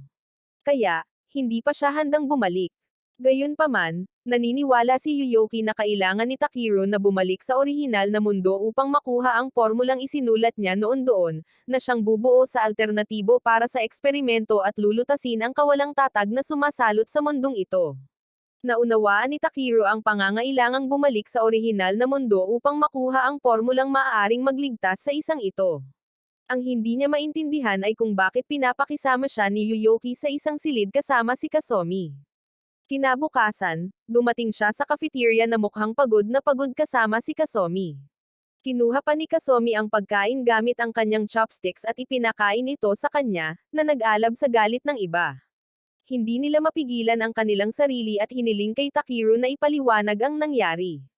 Ngunit bago pa man siya makapagsalita, napahirapan na nila siya hanggang sa matuno. Lumipas ang oras hanggang Disyembre 1, at ipinaliwanag ni Yuyoki kay Takiro ang mga kondisyon para makabalik sa kanyang orihinal na mundo. Gagana ang kanyang makina sa pamamagitan ng pagbabalik kay Takiro sa estado bago pa man makilala ng mga nakapaligid sa kanya ang kanyang pag-iral, sa gayon ay nagbibigay daan sa kanya na maglakbay sa pagitan ng mga mundo. Hanggang sa magtagumpay ang eksperimento, mananatili ang kawalang tatag ni Takiro. Sa panahong iyon, ang responsibilidad na panatilihin ang kanyang pag-iral ay napunta kay Kasumi. Pumasok si Takiro sa makina upang simulan ang kanyang paglalakbay sa panahon. Nang gumana ang aparato, talagang dinala siya nito pabalik sa orihinal na mundo, sa harap mismo ni Somika sa isang awkward na sitwasyon. Sa sobrang tuwa niya ay halos maiyak siya. Ngunit sinuntok siya ni Somika at pinabalik siya sa kabilang mundo. Bagamat nakabalik na siya sa orihinal na mundo, hindi na nakipag-ugnayan si Takiro sa anumang bagay doon. Tila hindi pa ganap na nakakamit ang kanyang pisikal na materialisasyon. Habang lumulutang pa rin si Takiro sa alon ng kaligayahan, bumagsak si Kasumi sa sahig dahil sa matinding pagkapagod. Dinala ni Takiro si Kasumi pabalik sa kanyang silid upang magpahinga. Nakaramdam siya ng pagkakasala dahil sa labis na pagdurusa na pinaranas niya sa kanya nang hindi man lang namamalayan. Samantala, patuloy na ibinuhos ni Yuyoki ang lahat ng kanyang enerhiya sa pagpapabuti ng kanyang aparato. Kinabukasan, ipinagpatuloy nilang tatlo ang eksperimento. Sa pagkakataong ito, determinado si Takiro na magtagumpay upang mailigtas ang mundong ito. Iniabot ni Yuyoki kay Takiro ang isang salansan ng mga dokumento na ibibigay sa kanyang katapat sa orihinal na mundo kasama ang isang paliwanag ng sitwasyon. Hindi na siya maaaring makialam pa, dahil ang paggawa nito ay magdudulot din ng kaguluhan sa orihinal na mundo. Kinailangan ni Takiro na iwasan ang pakikipag-ugnayan sa lahat maliban kay Yuyoki dahil napakalaki ng lakas na kailangan para sa travel machine. Nawalan ng kuryente ang buong base at umaasa si Yuyoki kay Takiro na kukunin ang formula upang makumplito ang unit na Zizo. Itinoon ni Takiro ang kanyang isip, iniisip ang kanyang mga kaibigan, ang kanyang paaralan, at si Somika upang muling makatawid sa orihinal na mundo. Sa pagkakataong ito, matagumpay siyang nakarating sa puno sa labas ng lungsod. Sa sobrang tuwa niya ay napaiyak siya, ngunit naalala niya na hindi ngayon ang oras para magdamdam. Kailangan niyang hanapin agad si Yuyoki, kung hindi ay mawawalan ng saysay ang lahat. Natagpuan niya si Yuyoki at sinabi sa kanya ang lahat. Inaasahan niyang hindi ito maniniwala sa isang walang kabuluhang kwento. Ngunit kinuha niya ang salansan ng mga dokumentong iniabot niya sa kanya, at ngumiti ng may lubos na kagalakan dahil ang teorya ng quantum causality na kanyang sinaliksik ay napatunayang tama. Sa kanyang subhetibong pagtutuos, 3 taon na ang nakalipas mula nang huling tumuntong si Takiro sa orihinal na mundo. Kung gusto niyang makita muli ang kanyang mga kaibigan, kakailanganin niyang kumapit sa isang matibay na kalooban at agawin ang kanyang ninanais ng buong lakas. Dahil si Takiro ngayon ay isang pag-iral na may kakayahang baguhin ang mundo sa pamamagitan ng lubos na paghahangad. Mula sa puntong ito, kung paano mabubuksan ang mundo ay lubos na nakasalalay sa kanyang kalooban at mga kilos. Kailangan niyang lubos na maunawaan ang bigat at responsibilidad na kanyang dinadala. Ipinangako ni Yuyoki kay Takiro na kakailanganin niya ng 3 araw upang isulat ang formulang kailangan niya. Natutuwa siyang nakapagturo sa isang napakatalinong estudyante, at gustong-gusto rin niyang makita ito ni Morima, isang pag-iral na lumalampas sa mga batas ng mundo. Walang ibang magawa kundi maghintay. Naglakad-lakad si Takiro sa lungsod, pinagmamasdan ang mapayapang tanawin ng isang mundong hindi pa nagagalaw ng beta. Hindi inaasahang nakasalubong niya si Miyako mula sa orihinal na mundo, na nag-imbita sa kanya na maglaro ng Valjornan. Bago pa man siya pumayag, hinayla na siya ni Miyako. Pagkabalik, nakasalubong niya si Somika. Pupunta siya sa bahay nito mamayang gabi para magluto ng hapunan at nang mapansin ni Somika ang kakaibang kilos nito, inakala niyang may lagnat ito. Ngunit iniwan ni Takiro si Somika at bumalik sa mundo ng hinaharap. Muling nawalan ng malay si Kasumi dahil sa pagod. Ngunit wala ng ibang paraan, dahil ang pag-iral ni Kasumi ay hindi mapapalitan sa pagkumpleto ng alternatibo 4. Nagpa siya si Yuyoki na sabihin kay Takiro ang higit patungkol sa alternatibo 4. Sa simula, ang layunin ng plano ay makahanap ng paraan ng pakikipag-ugnayan sa beta. Noong 1958, ang mga anyong buhay mula sa ibang planeta na natuklasan sa Mars ay natukoy na nagtataglay ng teknolohiya sa paglalakbay sa pagitan ng mga planeta. Tinipon ng sangkatauhan ang mga zoologist, linguist, mathematician, at mga pangkat ng cryptanalysis mula sa mga ahensya ng paneptic sa iba't ibang bansa upang subukang bumuo ng isang paraan ng komunikasyon. Ngunit kalimutan ang tungkol sa pag-unawa sa kanilang wika, kung mayroon man lang ba silang wika ay nanatiling isang ganap na misteryo, kaya't ang plano ay basta na lamang tinalikuran. Noong 1967, naganap ang insidente sa Sacrobosco nang makasalubong ng isang misyon sa survey sa buwan ng Beta. Inilunsad ang Alternatibo 2 noong 1968, na naglalayong makuha ang mga specimen ng Beta at pag-aralan ang kanilang ecosystem upang matuklasan ang isang paraan ng komunikasyon. Isiniwalat ng investigasyon na mayroon silang matinding puot kasama ang mga pambihirang kakayahan sa pag-aangkop. Bagamat hindi matukoy ang mga organo tulad ng mga sistema ng pagtunaw o mga bahagi ng reproduktibo, ang mga kakaibang nilalang na ito ay kahit papaano ay bumuo ng isang lipunan na may makabagong siyentipiko at teknolohikal na sopistikasyon. Pagkatapos ay sinalakay ang daigdig at nagdulot ng takot sa puso ng lahat ng sangkatauhan. Noong 1960-73, sinimula ng Beta ang kanilang pagsalakay sa daigdig pagkatapos lumapag sa Kashgar. Inilunsad ang Alternatibo 3 na may layuning basahin ang mga pattern ng pag-iisip ng Beta. Nagsagawa ng pananaliksik ang Soviet Academy of Sciences upang lumikha ng mga artificial na uri ng esper na may uri ng pagkilala batay sa mga biolohikal na espesimen. Inayos ng mga Sobyet ang mga uri ng esper na may uri ng pagkilala ng parehong grupo upang pagsamasamahin ang mga supling na may pinahusay na kakayahan sa pagkilala. Mula sa kanila, ang mga individual na may pinakamataas na katangian ng pagkilala ay pinili at pinalaki ng maramihan upang palakasin ang mga gene. Si Kazumi ay isang tao na nilikha sa pamamagitan ng mismong prosesong ito. Ang kakayahang makita ang mga kaisipan bilang mga imahe at emosyon bilang mga kulay ay kilala bilang pagbabasa. Ang mga individual na may uri ng pagkilala ay isasalin ang mga ito sa mga salita. Ang kakayahang magbasa na ito ay hindi maaaring gumana ng tumpak maliban kung ang gumagamit ay nasa loob ng isang tiyak na kalapitan sa target. Maraming mga individual na may uri ng pagkilala ang ipinadala sa mga misyon upang makapasok sa mga core ng mga bahay pukyutan. Ang survival rate para sa mga bumalik ay 6%. Pinatunayan ng matagumpay na pagbasa na ang Beta ay tunay ngang nagtataglay ng pag-iisip. Ang tanging bagay na naunawaan nila ay ang sangkatauhan ay hindi itinuturing na isang anyo ng buhay. Bago pa man maipatupad si Kazumi, kinansela ang Alternatibo 3. Sinimulan ng ika-4 na plano at kabilang dito ang pag-convert ng sariling mga iniisip at emosyon sa mga imahe at pagpapadala ng mga ito. Gamit ang kakayahang ito na parang projection, patuloy silang nagpadala ng mga mensahe ng kapayapaan sa Beta, ngunit walang anumang tugon. Ang layunin ng Alternatibo 4 ay kumpletuhin ang unit ng Zozan upang manalo ang sangkatauhan sa digmaang ito. Nang unang dumating si Takiro dito, salamat kay Kazumi na pinagkakatiwalaan siya. Si Kazumi ay nagtataglay ng isang pambihirang kakayahang hawakan ng mahigpit ang isang imahe sa kanyang isipan. Para sa eksperimentong ito, siya ay hindi mapapalitan at kung mawawala ang mental lock ni Kazumi kay Takiro, hindi na siya makakabalik muli sa mundong ito. Gayunpaman, ang patuloy na pagpapanatili ng isang mental na imahe ay kumonsumo ng napakalaking dami ng psychic energy, kaya naman kailangang palakasin ang mental bond sa pagitan ng dalawa, at kaya naman kinailangan nilang mamuhay ng magkasama. Habang wala si Takiro, walang tigil si Kazumi sa pagguhit ng mga larawan niya. Medyo pambata ang guhit ngunit nakakaakit ang mga sketch.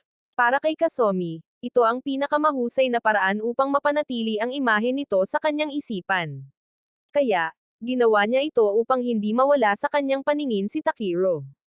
Habang nagpapasalamat si Takiro, nagising si Kazumi at tumakbo palayo na nahihiya. Binigyan ni Yuyoki si Takiro ng isang araw para magpahinga at inutusan itong habulin si Kazumi. Tumakbo siya pabalik sa kwarto, ngunit wala roon si Kazumi. Naupo si Takiro sa kama, ang mga tanong na umiikot sa kanyang puso na gusto niyang itanong kay Kazumi. Ang sandaling nagtagpo ang mga imahe ni Kazumi at Somika ay tiyak na hindi nagkataon. May mga naalala si Takiro tungkol kay Somika at kung mapapanatili man ni Kazumi kahit ang mga alaalang nakalimutan na niya, gusto niyang sabihin sa kanya ang nangyari sa orihinal na mundo at sa nakaraang mundo. Sa panig ng gobyerno, napakataas ng tensyon. Napagpasyahan nilang pilitin ang mga sibilyan na lumikas upang maisakatuparan ang kanilang malaking agenda. Pagbalik ni Kasumi, hindi masyadong nagsalita si Takeru sa kanya dahil nababasa na niya ang iniisip nito. Isinama siya ni Takeru para kumain sa labas bilang paraan ng pagbabalik loob. Napansin din ng kusinira kung gaano sila kadalas magkasama at kung gaano sila kalapit. Iminungkahi ng kusinira na umakyat sila sa rooftop para masiyahan sa tanawin. Naalala ni Takeru na minsan ay nabanggit ni Kasumi na hindi pa niya nakikita ang karagatan, kaya nagpasya siyang dalhin siya sa rooftop para damhin ang simoy ng hangin. Naglaro sila ng jump rope ng magkasama at nagkaroon ng magandang oras. Nagtanong din si Takeru ng may pag-aalala tungkol sa kalusugan ni Kasumi at itinuro pa niya sa kanya ang malayong bahagi ng dagat. Bagamat gustong-gusto niyang dalhin si Kasumi sa karagatan, dahil itinuturing siyang sikreto, tanging maipapangako lamang ni Takeru na kapag dumating ang kapayapaan, magkasama silang pupunta sa dagat. Naupo si Takeru sa ilalim ng isang puno at ibinahagi ang mga iniisip niya kay Kasumi. Natatakot siya na sa tuwing maglalakbay siya sa pagitan ng mga mundo, lalong magkakalat ang kanyang mga alaala, kaya kinailangan niyang ituon ang kanyang mga pagsisikap sa pagsasakatuparan ng kanyang hiling. Ang hiling na iyon ay iligtas ang mundong ito at pagkatapos ay bumalik sa orihinal na mundo. Isinagawa ng militar ang sapilitang paglikas ng mga sibilyan. Sumiklab ang mga kaguluhan at naglabas ang lungsod ng alerto ng DEFCON 2, at lahat ng armadong unit ng labanan ay nakahanda, naghihintay ng mga utos. Sa sandaling iyon, nakatanggap ng ulat ang Central Command Operations Room. Sinakop ng mga puwersa ng kudeta ang tirahan ng punong ministro at ang Assembly Hall, at maging ang mga pasilidad ng pagbuo ng kuryente at paggamot ng tubig ay sinakop. Ang unang fleet ay ipinadala rin sa Sagami Bay. Bagamat mahigpit na isinara ng Imperial Army ang impormasyong ito, nagawa pa rin itong matuklasan ng mga tauhan ng United Nations. Inihayag ni Hiroki na ang backbone ng kudeta ay ang Imperial Capital Defense Force, na nagawang kontrolin ang halos buong Imperial Capital sa maikling panahon. Pumunta rito si Hiroki ngayon dala ang sarili niyang agenda, at wala siyang ititigil. Maging ito man ay isang taong may lahi ng pamilya ng shogun or ng sarili niyang anak na babae, handa siyang isakripisyo ang mga ito upang makamit ang kanyang mga layunin. Natural, maingat na niyang kinalkala ang mga pamamaraan at ang tiyempo. Katabi ng may lahi ng shogun ay nakatayo ang anak na babae ng pangalawang kalihim ng United Nations, ang anak na babae ng punong ministro ng gabinete, ang anak na babae ng isang dating tenyente general ng hukbo, at ang anak na babae ng pinuno ng ikalawang diplomatikong dibisyon ng Ministry of Information. Hindi nagkataon lamang na silang lahat ay nagtipon sa Squad 207. Nag-broadcast ng live si Kapitan Sahiri, na nagbubunyag ng mga nakatagong pagkakamali ng imperyo. Ang abiso ng operasyon ng tulong sa sakuna noong isang araw ay isinulat gamit ang magaganda at mahusay na mga salita. Gayunpaman, ang sinumang sibilyang tumangging lumipat ay tinambangan habang natutulog gamit ang mga tranquilizer gun at dinadala sa mga concentration refugee camp. Ito ang katotohanan sa likod ng mga operasyon ng tulong. Napakarami ng mga kampanya, ngunit hindi nila pinapansin ang mismong mga taong dapat nilang protektahan. Itinago ng mga taksil at hindi tapat na mga tauhan ang katotohanan mula sa kanyang kamahalan. Kung magpapatuloy ang mga bagay na ito, babagsak ang Japan.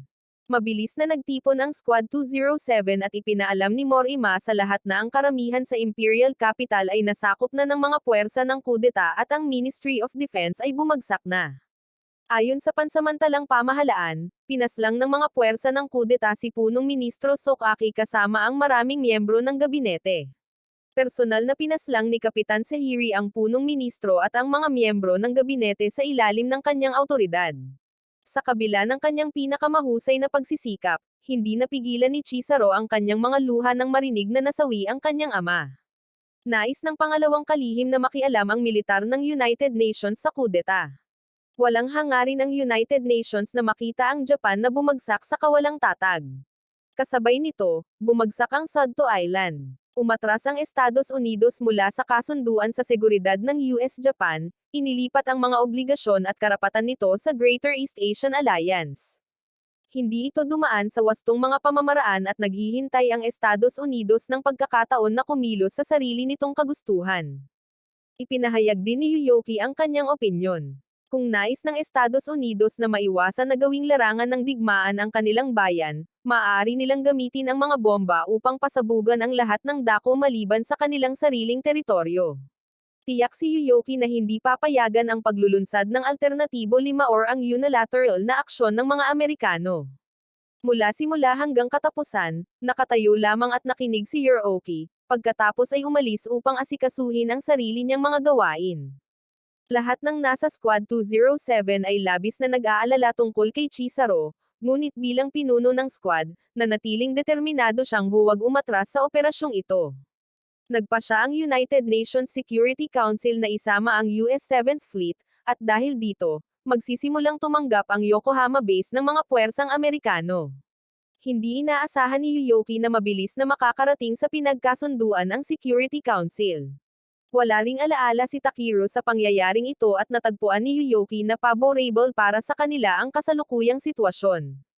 Habang ini-inspeksyon ng lahat ang mga tactical surface fighter, tumakbo si Micaela na may takot upang iulat na pinapalibutan ng Imperial Army ang base. Bagamat ito ay isang base militar ng United Nations, ito ay nakaistasyon pa rin sa loob ng teritoryo ng ibang bansa nang walang pahintulot. Sa usapin ng pambansang soberanya, natural lamang ang ganitong tugon. Muling nagpakita ang grupo ni Tsukuyomi, sa pagkakataong ito ay may misyon na protektahan si Mitsurugi, ngunit tumanggi si Mitsurugi na tanggapin ito. Sa puntong ito, tinalikuran na ng mga puwersa ng kudeta ang kabisera ng imperyo, kaya hindi tututukan ng kanilang mga baril ang kanyang kamahalan. Ang mga puwersa ng hukbong imperyo na kasangkot sa pagkakataong ito ay naiulat na hinayla mula sa ganap na linya ng depensa at linya ng depensa bilang dalawa. Naisip ni Takiro na hindi ngayon ang oras para mag-alala tungkol sa pambansang soberanya dahil kung ang sangkatauhan ay walang kinabukasan, wala sa mga iyon ang magiging mahalaga.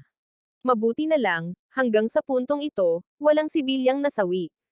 Tiyak na susundin ng mga puwersa ng kudeta ang isang direktang utos mula sa kanyang kamahalan, ngunit hindi maaaring maglabas ng agarang direktang utos. At habang tumatagal ang panahon, mas lalong mapapatibay ng hukbong imperyo ang posisyon nito.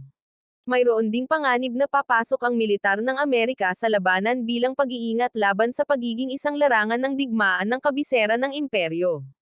Lahat ng mga unit ng bantay ng hari na nakadestino sa buong rehiyon ng kabisera ay tinitipon sa palasyo ng imperyo.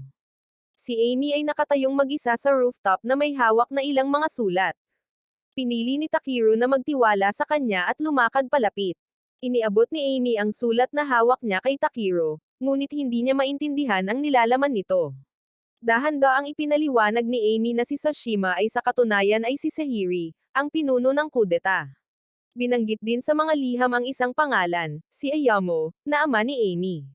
Si Sehiri ay dating naglingkod sa ilalim ng kanyang ama. Nang maganap ang trahedya sa kampanya sa Gwangho, ang ama ni Amy, isang tenyente general ng hukbo, ay kinasuhan ng pagtakas at itinapon sa bilangguan. Kamakailan lamang, ang mga sundalo ng Greater East Asian Alliance, na iniligtas ng ama ni Amy, ay nagpasa ng mga liham sa kanya. Sinabi nila na walang ginawang mali ang kanyang ama at inuna lamang niya ang pagprotekta at pagtulong sa mga sibilyan na lumikas. Dapat gawin ng mga tao ang lahat ng kanilang makakaya para sa kanilang bansa at gayon din ang bansa ay dapat gawin ang lahat ng makakaya nito para sa mga tao nito. Iyon ang mga salitang palaging binibigkas ng ama ni Amy, ngunit hindi alam ni Amy kung aling panig ang tama. Nagpa siya si Amy na hindi niya babasahin ang mga ganitong liham na pumupukaw ng panghihinayang. Ngunit nang mabasa niya ang mga ito, napagtanto niya na ang mga taong napaslang ay hindi dapat nasawi, kaya nagpa siya si Takiro na tulungan si Amy na ilihim ito. Nang gabing iyon, nakatanggap ang militar ng United Nations ng isang opisyal na kahilingan para sa tulong militar mula sa pansamantalang pamahalaan sa Sendai. Naghahanda na rin ang mga unit sa base para sa pag-deploy. Ang Squad 207 ang magiging responsable sa pagbabantay sa Tagashima Castle. Ang operational zone ay magiging isang arca sa timog silangang baybayin ng Lake Ashi at Hakwan. Matatagpuan sa pagitan mismo ng kabisera ng imperyo at ng base, ang dalawang puwersang militar ay nagharap sa magkabilang panig ng River Ashi. Habang nasa daan pa ang Squad 207, nakatanggap sila ng balita na may sumiklab na labanan sa kabisera ng imperyo. Isang bahagi ng infantry na kumukubkob sa palasyo ng imperyo ang nagpaputok sa Royal Guard. Agad na nakipaglaban ang ikalawang Royal Guard Regiment. Bagamat naglabas na ng utos ng tigil putukan si Kapitan Sahiri, patuloy pa rin ang magulong sitwasyon. Ang unang Tactical Surface Fighter Company na ipinadala bilang vanguard, kasama ang S-1 117th Tactical Surface Fighter Company, ay nagsagawa ng amphibious assault sa Shenandoah Port. Inutusan ni Morima ang lahat ng nakatigil na unit na i-activate ang kanilang mga communication device. Pagdating nila, naghiwa-hiwalay sila upang bantayan ang mga itinalagang posisyon. Pinanatili nila ang kanilang pagbabantay mula sa malakas na ulan hanggang sa pagbagsak ng nyebe. Kumonekta si Takeru sa channel ni Mitsurugi, gustong makipag-usap sa kanya.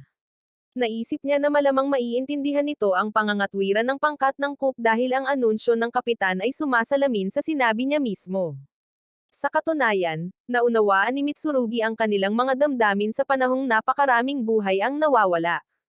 Ang pumihil sa mga Hapones na mawalan ng pag-asa ay ang pagmamahal ng kanilang mga puso sa kanilang tinubuang bayan at may mga taong makakasama sa kapalaran nito. Gayunpaman, unti-unting nawawala sa paningin ng gobyerno at militar kung ano ang dapat nilang maging.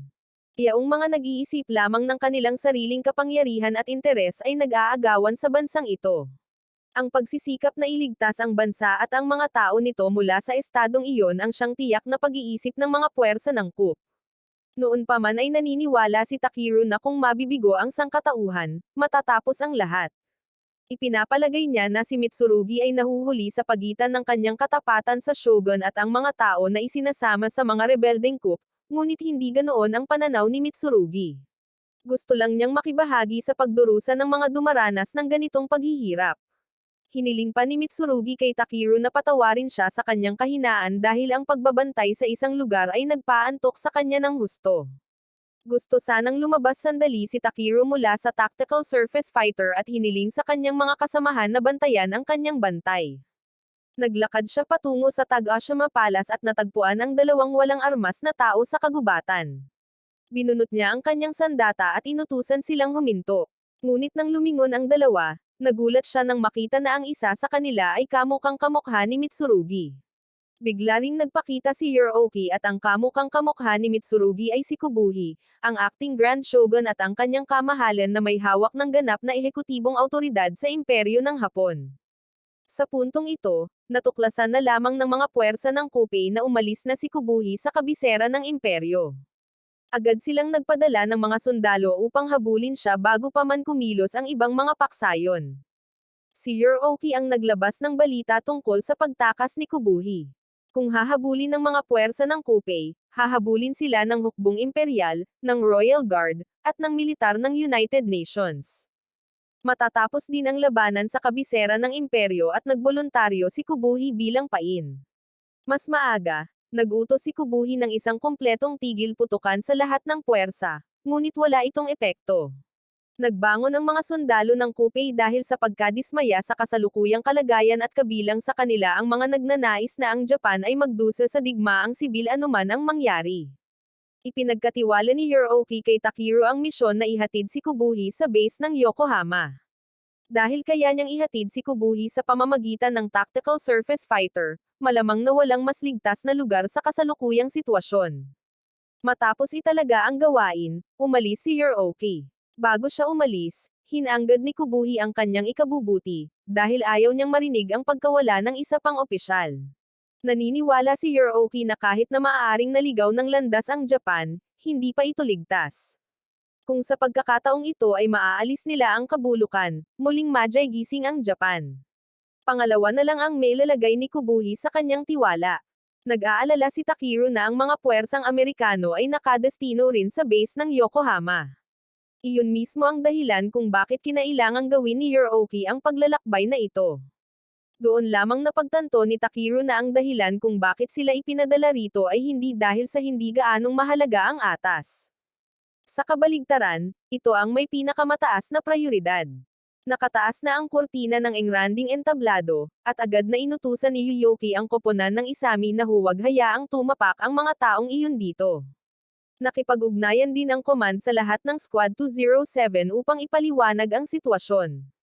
Nahahati ang kalaban sa iba't ibang direksyon upang habulin sila. Nakakulong sila sa magkabilang gilid at mula sa likuran. Kung magkatotoo ang mga hula, makikipagkita sa kanila ang S-108 Tactical Surface Fighter Company habang papunta at maglulunsad ng isang panglihis na pag-atake laban sa mga unit ng kaaway. Ang lumang istasyon ng Hakowo Tol ang magiging kritikal na punto at kung makakadaan sila rito bago ang kaaway, magiging matagumpay ang operasyon.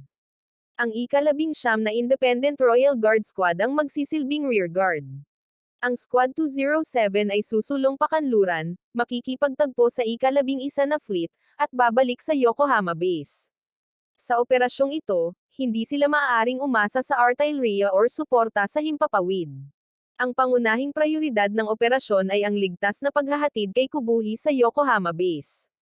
Ang Tactical Surface Fighter Squad 207, lahat ng unit, ay lalabas ng may matibay na pananampalataya sa kanilang layunin. Sumugod si Takiro ng walang pag-aalinlangan at mabilis na papalapit ang Imperial Army mula sa likuran. Hindi makabilis si Takiro dahil natatakot siya para sa kaligtasan ni Kubuhi. Ngunit matatag siyang inutusan ni Kubuhi na dagdagan ang bilis. Dahil hindi sumuway, agad niyang tinawag ang buong koponan at inanunsyo na ang susunod na yugto ay gagamit ng boost jump bilang shortcut. Ang biyahe ay marahas na magulong, at maraming makina ang papalapit sa kanilang posisyon. Ang buong pangkat ay pinahintulutan na gamitin ang kanilang mga armas sa sarili nilang pagpapasya at makipaglaban ayon sa hinihingi ng sitwasyon, na ang pinakamataas na prioridad ay ang proteksyon ng tactical surface fighter ni Takiro. Ngunit sa anumang pagkakataon ay hindi sila dapat magpaputok muna. Biglang nagpadala ng mensahe ang panig ng kalaban na nagsasabing wala silang balak na umatake at hiniling na huminto agad ang lahat. Sa sandaling iyon, dumating din ang US 66th Army Tactical Surface Fighter Company bilang mga reinforcement. Sumulong sila ng may pinakamataas na bilis upang samahan si Kubuhi pabalik sa base. Hiniling din ng mga puwersa ng coup na agad na itigil ng mga makinang Amerikano ang kanilang mga pag-alit na aksyon. Hiniling ng militar ng Estados Unidos na gamitin ng kaaway ang opisyal na internasyonal na wika upang makipag-usap, ngunit ginamit nila ang mismong wikang iyon upang mang-insulto sa mga puwersa ng Amerika. Ang mga puwersa ng coup ang unang nagpaputok, kaya wala nang dahilan ang militar ng Estados Unidos na magpigil. Parehong panig ang sumabak sa matinding labanan at lahat ng mga mandirigmang kalaban sa lokosyong ito ay natamba. Dahil alam ng mga Amerikano na kasalukuyang nakapalibot ang kalaban sa kanilang mga kaalyado, nagpasya silang sumalakay sa mga kabilaan at putulin ang kanilang mga kaalyado. Bagamat mukhang mahina si Kubuhi sa labas, siya nga ang pinakamataas na commander ng militar, dahil minsan na niyang napilot ang isang tactical surface fighter sa loob ng 76 na magkakasunod na oras, at mayroon pa siyang sariling custom machine. Habang nag-uusap sina Kubuhi at Takiro, naputol ang kanilang usapan. Ang commander ng 66th Tactical Surface Fighter Company, si Major Volkan, ay tumatawag. Sa kasalukuyan, ang Alpha Pluton ay bumibili ng oras, ngunit ang sitwasyon ay nanatiling malayo sa optimismo. Gusto nilang magtatag ng resupply point sa Kameshi Pass at makipag-ugnayan sa Squad 207. Sa sandaling ito, isinasapanganib ng mga sundalong Amerikano ang kanilang buhay upang protektahan sila, kaya walang oras na dapat sayangin. Habang nag-resupply, tinanong ni Kubuhi si Takiro kung bakit hindi niya ginamit ang Tikazetsu. Tapat na sumagot si Takiro na sinabi ni Mitsurugi na ayaw niyang tretuhin ng iba kaya pinili niyang huwag itong gamitin. Ngumiti si Kubuhi, ngunit tila may anino ng kalungkutan na dumaan sa kanyang puso. Dahil hindi kailanman tunay na tumanggap si Mitsurugi ng regalo mula kay Kubuhi. Ayon kay Mitsurugi, isa lamang siyang malayong kamag-anak ng pamilya ng shogun. Gayunpaman, magkamukha sina Mitsurugi at Kubuhi. Doon isiniwalat ni Kubuhi ang isang sikreto kay Takiro. Sila ay kambal at hiniling ni Kubuhi kay Takiro na magbigay ng isang bagay kay Mitsurugi, isang alaala na nagpapatunay na sila ay minsang magkasama. Ito lamang ang personal na ari-arian na maaaring dalhin ni Kubuhi. Pareho silang may mga tungkuling kailangan nilang pasanin, kaya hindi nila maaaring kilalanin ang isa't isa sa publiko at tanging kay Takiro na lamang sila umaasa. Sa sandaling iyon, natawid na ng kalaban ang Yamabushi Pass. Ang Tactical Surface Fighter Squad 207 ay mapapasailalim sa pamumuno ni Major Vulcan at agad na aalis. Palalakasin ng mga Amerikano ang proteksyon sa magkabilang gilid at likuran. Napansin ni Takiro na lumala ang kondisyon ni Kubuhi, ngunit hindi niya ito hinayaang bumagal. Sa sandaling bumaba ang kanilang bilis, maraming tao ang masasawi, at hindi kailanman papayagan ni Kubuhi na mangyari iyon. Nakarating na ang kalaban sa toll station at nakikipaglaban sa 174 Tactical Surface Fighter Company.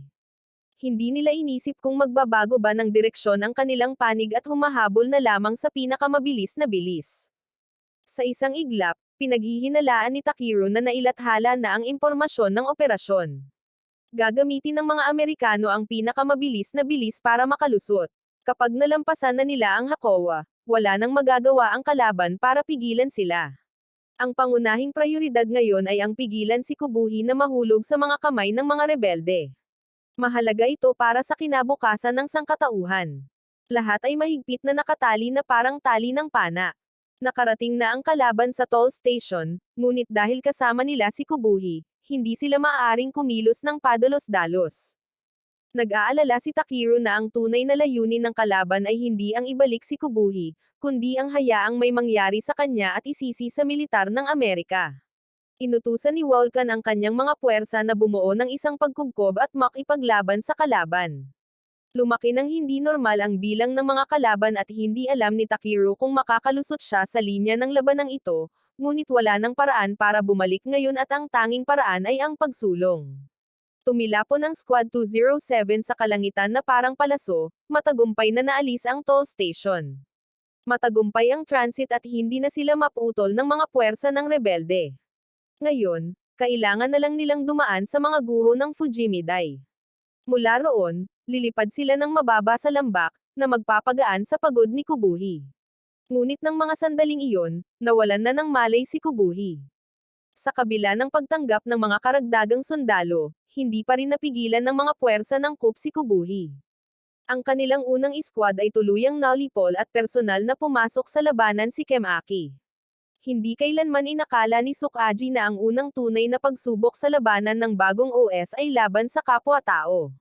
Ipinaalala ni Takiro kay Sukaji na ngayon na ang oras para magtuon sa misyon. Ang napakalaking puwersa ang tanging paraan upang mabawasan ang mga nasawi.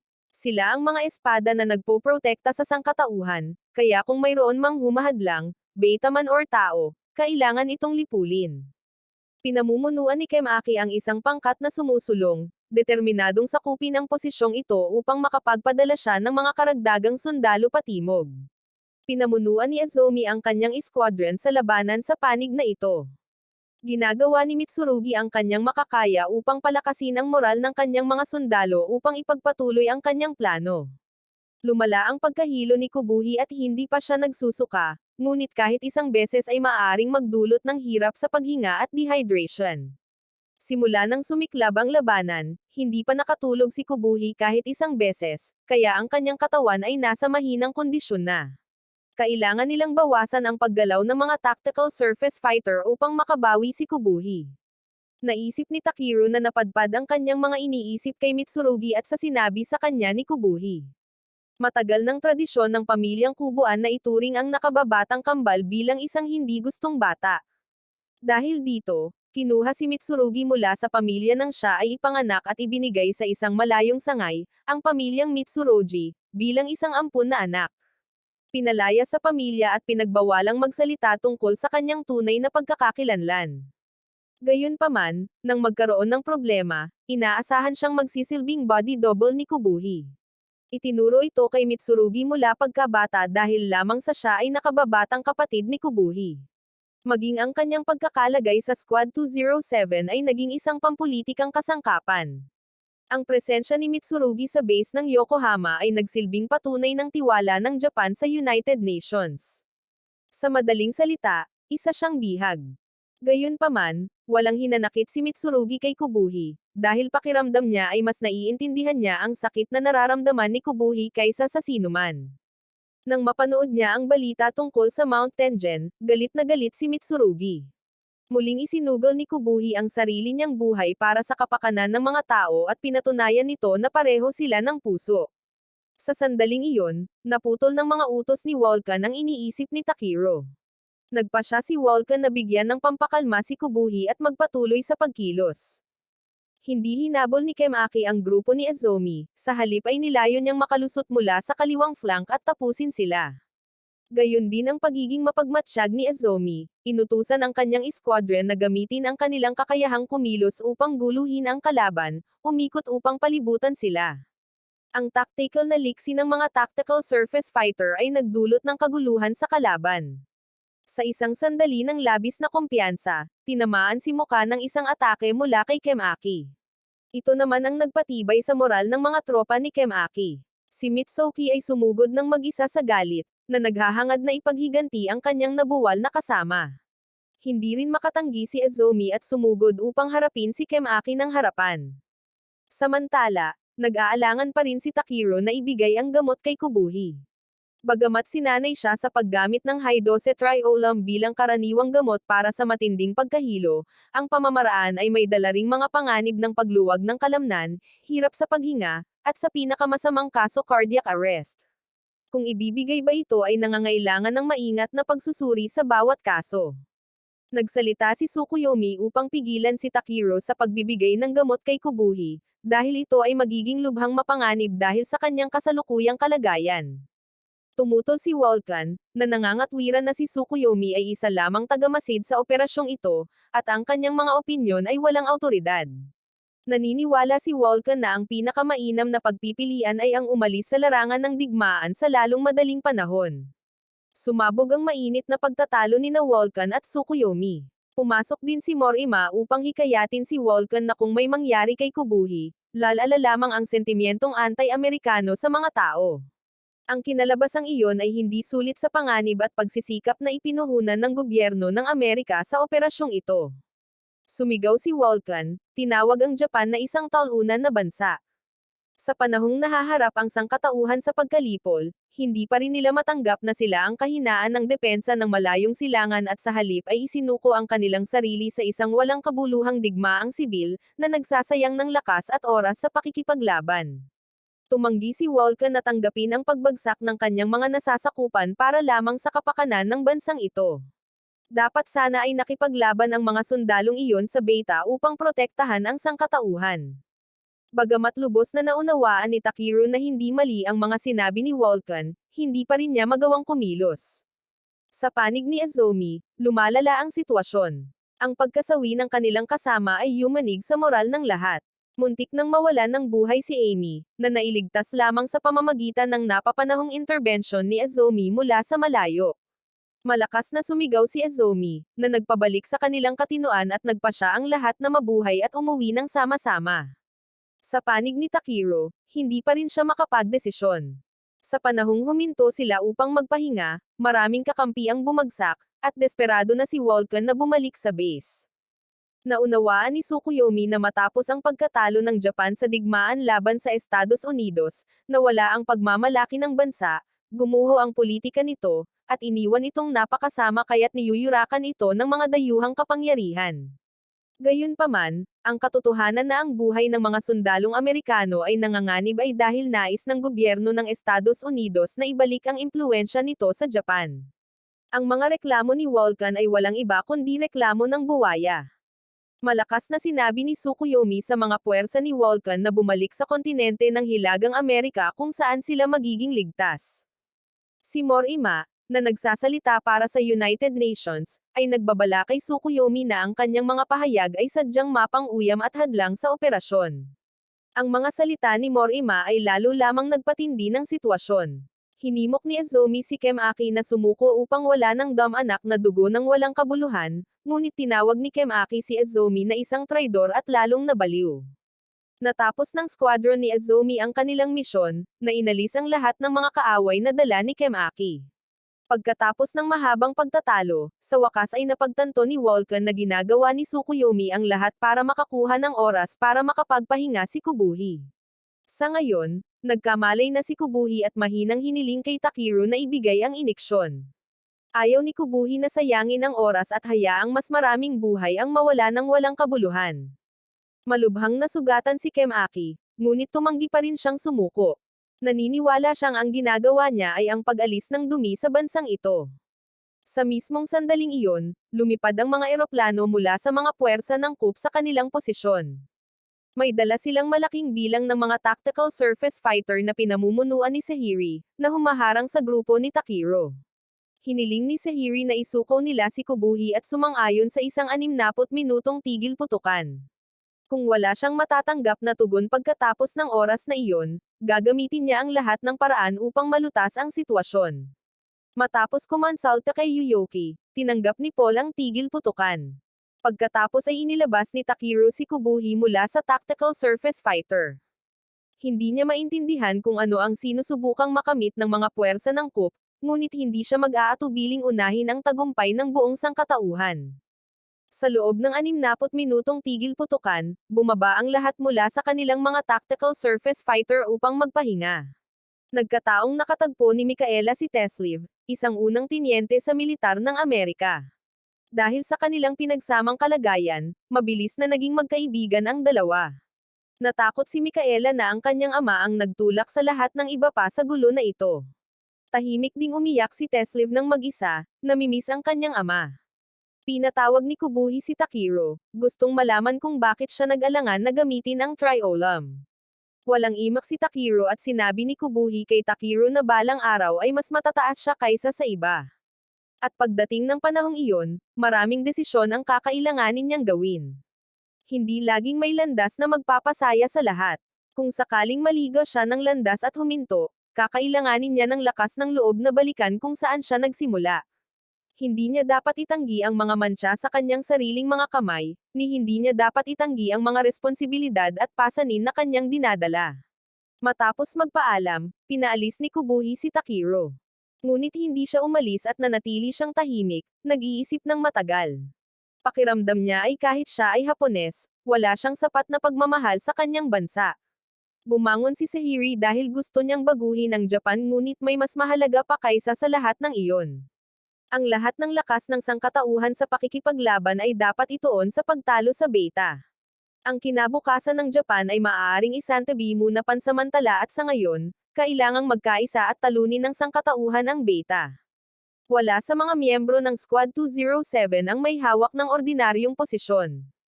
Bawat isa sa kanila ay hindi direkta at malalim na konektado sa bansang ito. Sa pamamagitan ng kanyang pakikipag-ugnayan sa kanila, naramdaman ni Takiro ang kanilang mga puso na nasasaktan para sa mga Hapones. Maging si Kubuhi ay nagulat sa pinagmulan ng mga miyembro ng Squad 207 at inutusan si Takiro na tipunin ang lahat. Bilang shogun ng Japan, kinilala ni Kubuhi ang mga sakripisyo at pagkalugi ng lahat ng naruroon. Ipinahayag niya ang kanyang malalim na pasasalamat at paggalang sa mga taong isinugol ang kanilang buhay upang tulungan siya at maglingkod sa bansa. Si Mitsurugi lamang ang nanatili sa malayo, ngunit pinanood pa rin niya si Kubuhi mula sa malayo. Ang matagal na digmaan laban sa beta ay nagpahina sa diwa ng bansa at kinilala ni Kubuhi ang kanyang sariling kawalan ng karanasan. Gayunpaman, nais pa rin niyang protektahan ang mga tao at protektahan ang bansang ito. Ang mga nag-alsa sa paghihimagsik ay ginawa ito ng walang dahilan maliban sa kanilang labis na pagmamahal sa kanilang bansa. Ang mga puwersa ng kudeta ay nakagawa ng isang malubhang krimen sa pamamagitan ng pagpaslang sa kanilang sariling mga kababayan. Ang krimeng iyon ay dapat dalhin sa harap ng batas at parusahan ng naaayon. Gayunpaman, ang kanilang diwa ay nararapat na mapatawad. Nadama ni Kubuhi na ang dapat managot ay ang kanyang sarili. Dahil sa kanya, ang mismong mga tagapagtanggol ng sangkatauhan ay minarkahan ng kasawian. Nais ni Kubuhi na personal na pumunta at hikayatin ang mga rebelde. Inutusan niya si Tsukuyomi na dalhin dito ang Tikazachi. Sa sandaling iyon, nagpakita si Mitsurugi at pinigilan si Kubuhi. Lumuhad si Mitsurugi sa lupa at nagmakaawa na tanggapin ang mahalagang gawain ng hikayatin ang mga puwersa ng kudeta. Natatakot si Mitsurugi na kung may mangyari kay Kubuhi, magugunaw ang imperyo, kaya't same time siyang nagmakaawa kay Kubuhi na tanggapin ang kanyang alok. Sa buong palitan, hindi kailanman itinaas ni Mitsurugi ang kanyang mukha upang tumingin kay Kubuhi. Sa huli, ipinagkatiwala ni Kubuhi ang misyong ito kay Mitsurugi. Tumingin si Vulcan kay Mitsurugi na nakaluhod sa lupa. Tinawag siya ni Tsukuyomi at nagbigay ng makatwirang katwiran. Kung gagamit sila ng isang kadit bilang body double, mapapataas nito ang kanilang pagkakataong makalusot sa pagkubkob. Kung magtagumpay ang panghihikayat, mas mabuti. Kahit na mabago ito, maaari pa rin itong makuha ang atensyon ng kalaban at gawing mas madali para kay Kubuhi na makatakas. Kung mahuli ang double, sa oras na mapagtanto ng mga rebelde na ito ay isang stand-in, nakarating na si Kubuhi sa base ng Yokohama. Ano man ang mangyari, ang posibilidad na ligtas na makabalik ang lahat ay hindi magbabago ng malaki. At kahit na magtagumpay ang panghihikayat, ang mga rebelde ay mahaharap pa rin sa kasawian sa kalaunan. Pagkatapos ay humingi ng pahintulot si Takiro na magsalita at nagboluntaryo siyang samahan si Mitsurugi. Ang kanyang pangangatwiran ay nakasakay si Kubuhi sa kanyang sasakyan sa buong oras, kaya malamang na minarkahan ito. Kung maglalakbay si Mitsurugi kasama niya, magdaragdag ito ng kredibilidad sa panlilinlang. Noong una, ibinasura ni Takiro ang alitan na ito bilang hindi niya ikinababahala. Ngunit matapos malaman ang iniisip ng lahat ng sangkot sa operasyon, hindi na niya alam kung ano ang dapat niyang gawin. Isang bagay na tiyak niyang alam ay siya ay isang Hapon. Ang bawat desisyon na kanyang ginagawa ay umiikot sa paniniwalang iyon, at ako siya ng responsibilidad para sa anumang kalalabasan nito. Ang kanyang pangunahing layunin ay ang tagumpay ng sangkatauhan.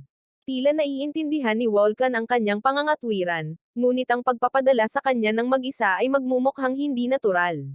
Kakailanganin nilang magdagdag ng mga Royal Guard escort para maging kapani-paniwala. Kaya't naitakda ang plano at bago sila maghiwa-hiwalay, lumapit si Tsukuyomi at bumulong kay Takiro, hinihiling sa kanya na protektahan si Mitsurugi.